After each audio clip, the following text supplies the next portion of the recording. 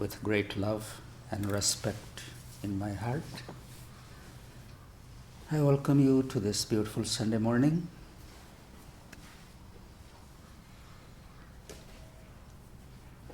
Before we begin, let's just take a moment to arrive and settle down.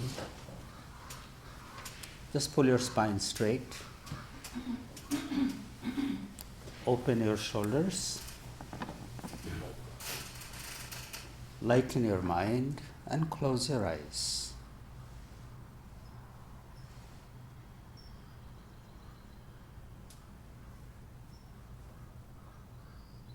Invite that peace, calming, cooling sensation in your eyes.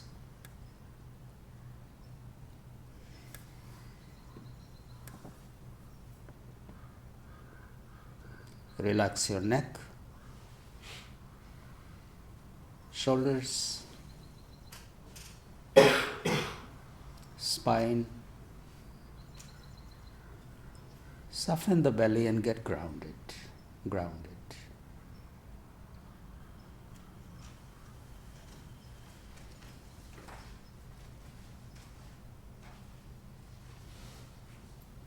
Connect with the gentle rise and fall happening at the belly with each breath.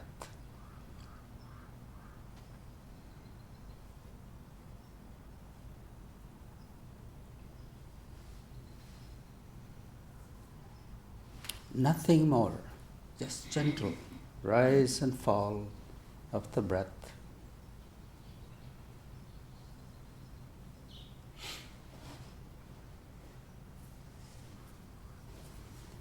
Very mindfully bring your awareness to the breath that's rising from the navel towards the heart as you breathe in, and attention coming back to the navel as you breathe out. This vertical movement of your attention with each breath.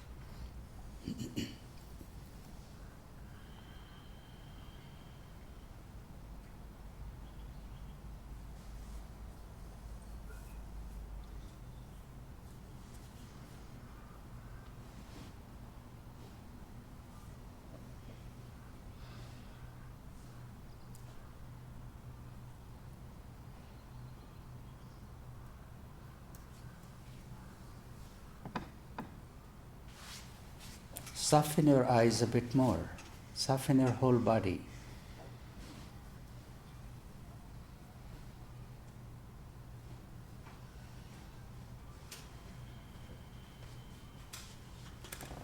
Just for a moment, pause your breath wherever it is. As you pause the breath, there will be a little contraction in the body. Expand it. Relax into that.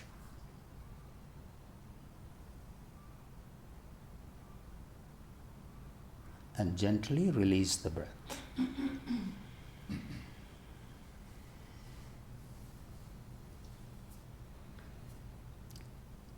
Again, pausing the breath, relaxing into it.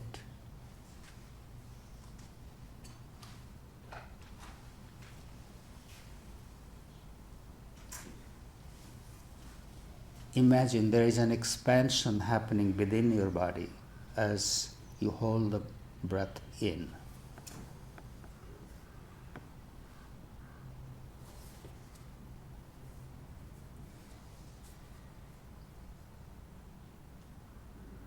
Gently release it again.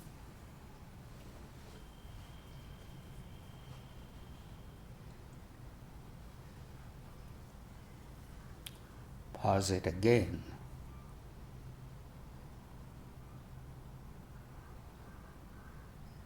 There is no tension of any kind as you hold the breath in. There is a feeling of expansion from within.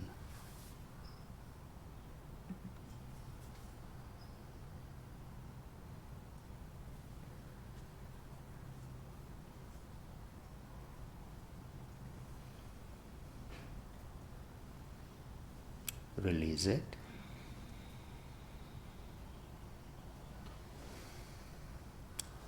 As you are welcoming the next breath in, connect with that inner happiness.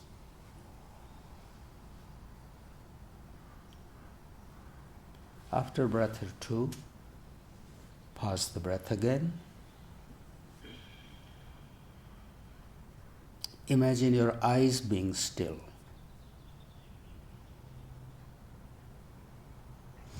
Stillness of the body, stillness of the breath, stillness of the eyes, stillness of the mind.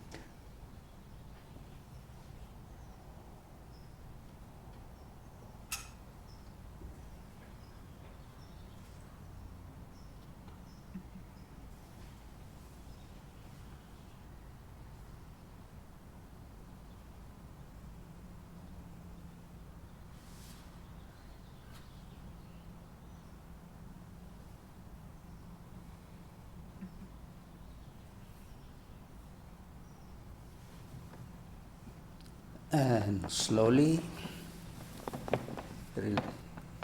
release your breath, open your eyes, and greet each other. Thank you all for taking this time.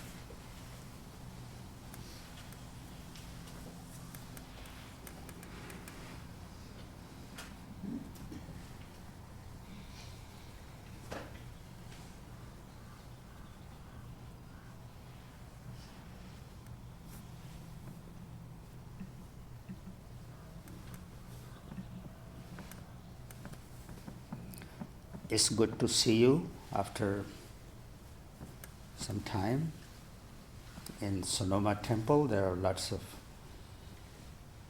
new faces. Welcome, everybody.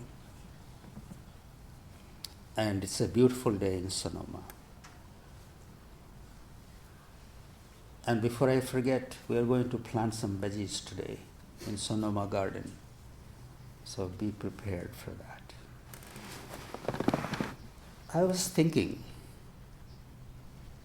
we talk about sadhana, spiritual practice every day. Why do we do a spiritual practice?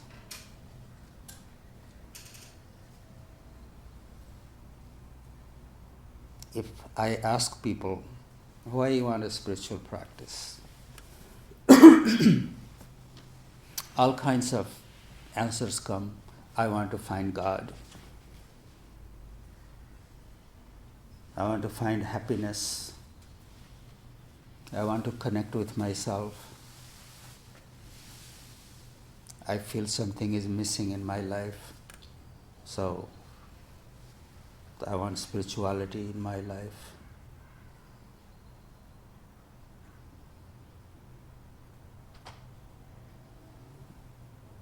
What is really missing is our connection with ourselves.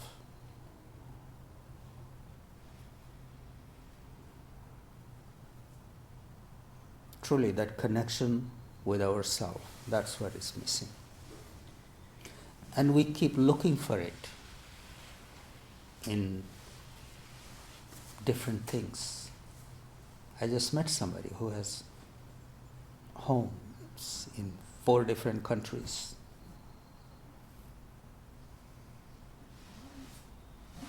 Running, looking, maybe making a home in the 5th country. It is not somewhere out there. How do we become comfortable with ourselves? Being comfortable with yourself doesn't mean you don't have to do anything. You do. You create.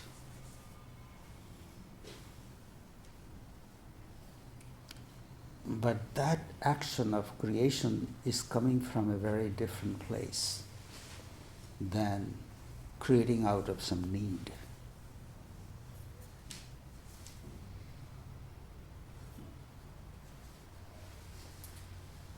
Purpose of spiritual practice is to connect with yourself.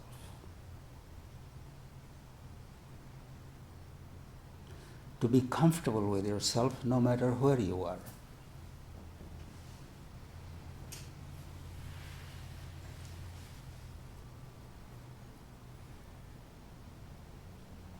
How do we connect with ourselves?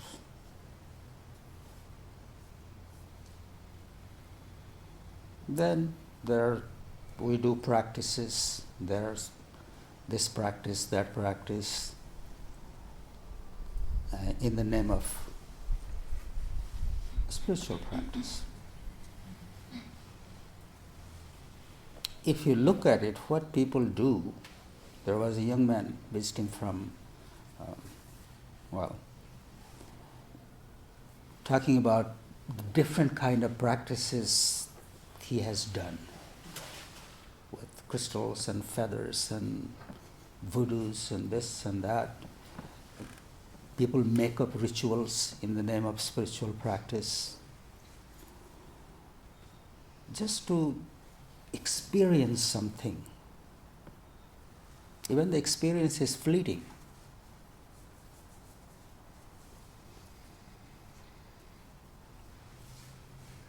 Spiritual practice is not done to experience something, because that experience is different times. People take substances to have some experience in the name of being spiritual.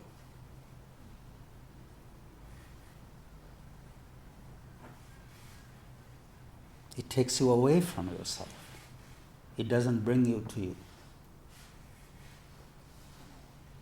And the whole purpose of spiritual practice is to connect with yourself.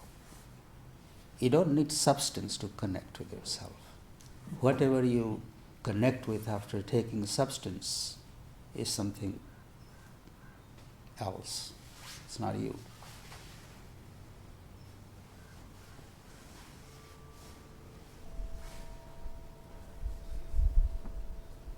Connecting with yourself doesn't necessarily mean bliss either. There can be challenging, there can be difficult moments.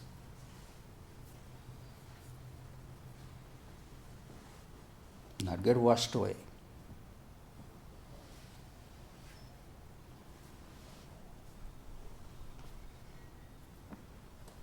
Our yogis, rishis, gurus, enlightened beings who have walked that path have given a very solid, steady method to connect with yourself. Mantra practice, practicing with a mantra.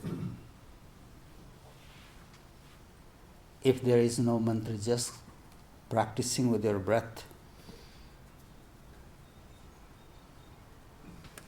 is simplest, steadiest, safest way to connect with yourself.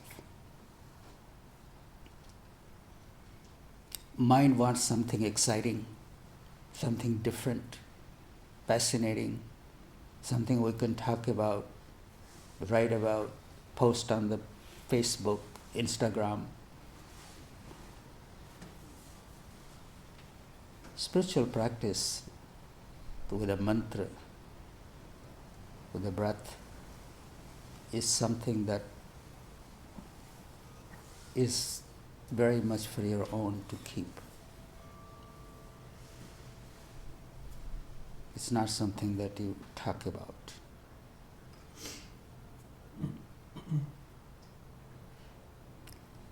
It's so simple that there is nothing to talk about it. It's an inner knowing. It's as intimate as the time with your loved one.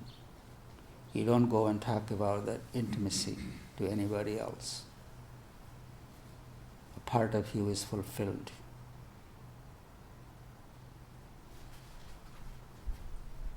or spiritual practice should be like that. Not looking for new experiences every day. Not looking for shooting stars every day.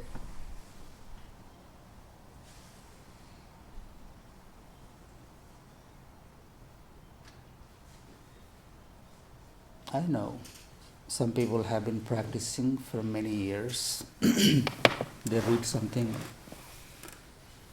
somebody's biography, and they say, Babaji, I'm not having that kind of experience. I want that. I said, no, you don't want that. Just find the happiness in what you have. Find that contentment in what you have. The contentment we find in the simple things that are easily available to us, that contentment is steady, that contentment is long-lasting. We have to look at the fascination of our mind, which always likes new excitement every day. Every day it wants something new. And that's when we get in trouble.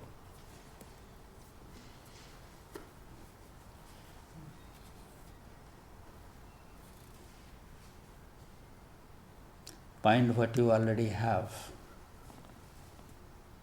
We have it here, and ignoring it, we keep running looking for something else.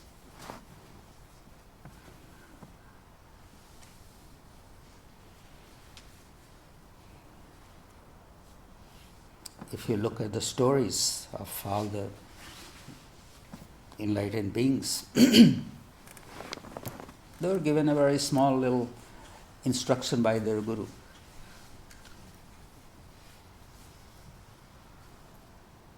Practicing that, going deeper with that, they attained so much. Kabir, for example, Kabir's guru is just given the name Ram.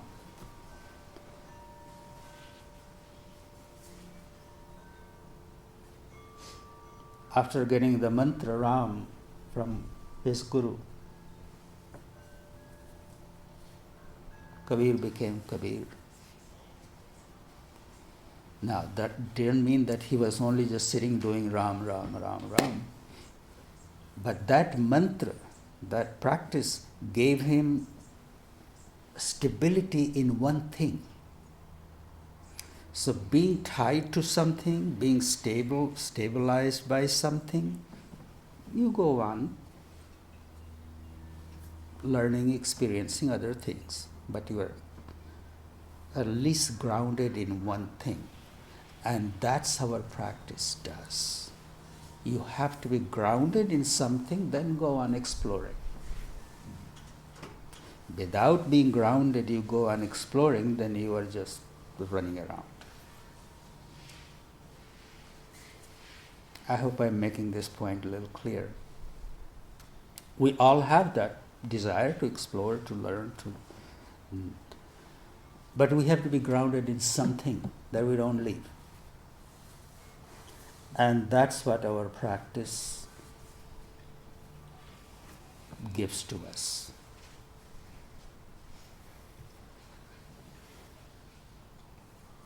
If you have a home and you go on traveling, and still you come back home, you know where your home is.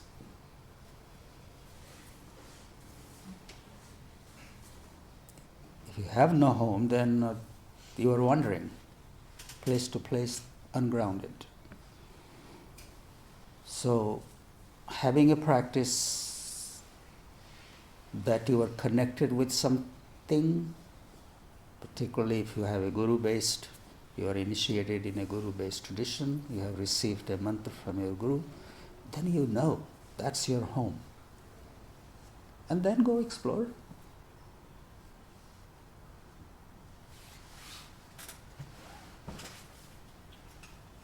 It's more about where your home is. Then you are not lost.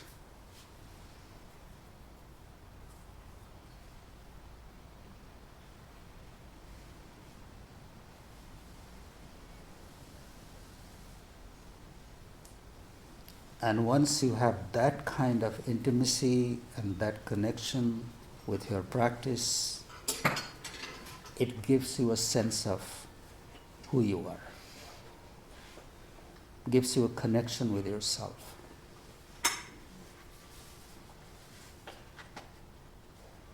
We are not looking for ourselves in different things and through different people and through different relationships.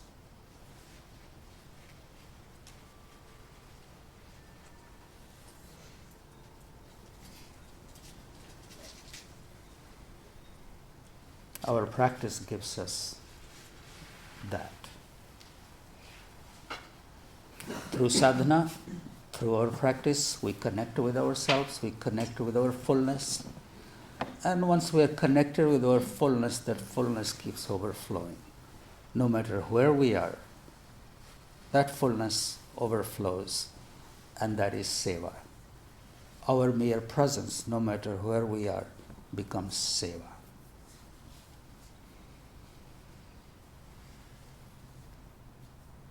So we talk about spiritual practice, we talk about our these things, but seva is also a very important part of our journey. Today I would like to ask you to ask yourself, what is a place of seva in your life? Is there a place for seva? Do you really participate in seva consciously? Not from a place of guilt, not from a place because somebody wants you to do this. Do you have desire from inside that I should do something for the other without expecting anything in return?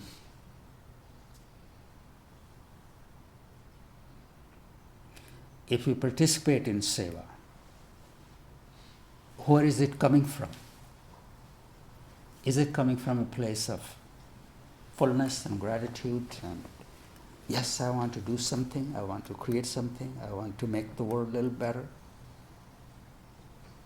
or I want to help somebody who is in need?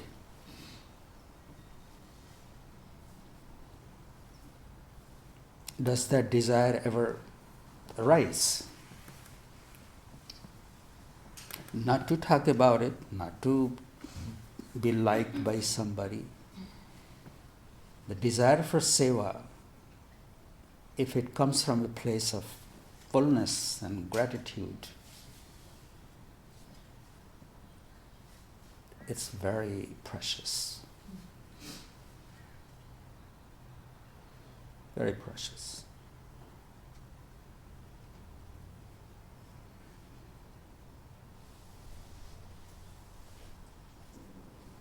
Yes, there is no end to our needs. There is no end. We fulfill one desire, next one will come up. We fulfill that one, another one will. There is no end to that.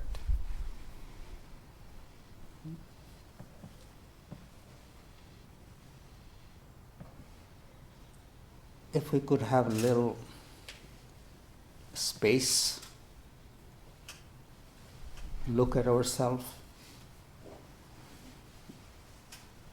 and let the desire arise, that maybe to do something for the other, make somebody else happy. We're always thinking about our own happiness, or happiness of our children, or grandchildren, or those who we know. How about thinking about the happiness of those we don't know?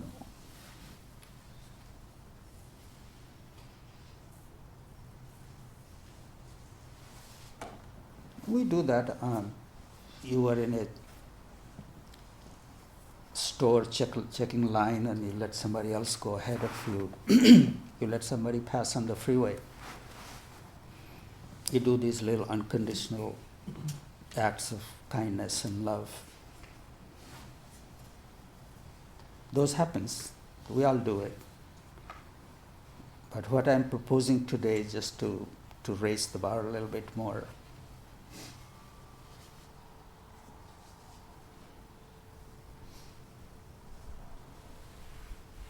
So this week, I'm just leaving you with this thought to look at yourself and bring a little bit more seva in your life. Because seva is very important. We can go on talking about doing things for ourselves and our loved ones, but the joy that comes out of true seva cannot be described. It keeps coming, that wave keeps coming inside. And it's very contagious.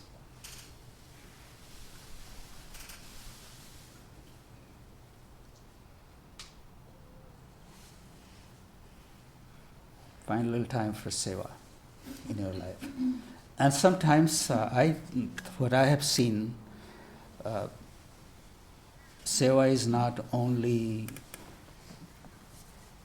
doing something in a soup kitchen. Seva can be of any kind. But I have seen many people engage in seva, even giving dan, donating some to some good cause. That's an easy part of seva. You are blessed with having some means and you give it to somebody who is doing good and you feel a part of that seva. That's very good. But that's not the only thing that you just donate to some cause and say, I do my part and now I go.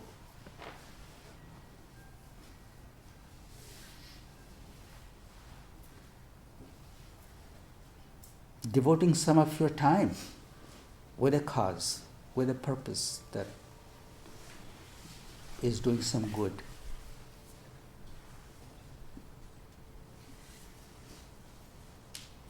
Is very important and it's very helpful.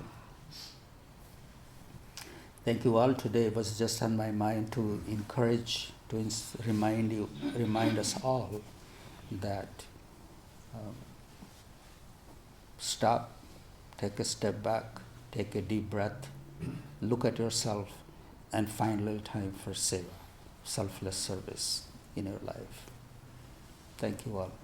I would love to hear what's on your mind. If nothing, today's the allergy very high in Sonoma. Everybody's sneezing and eyes are watering.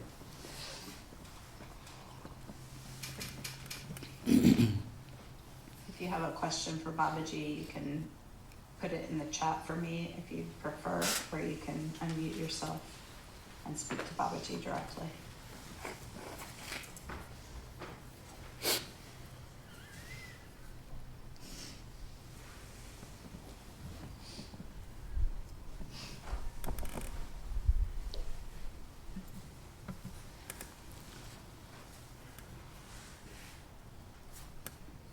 Thank you all. We'll go out and face the pollen today here in Sonoma. You enjoy wherever you are. Thank you all.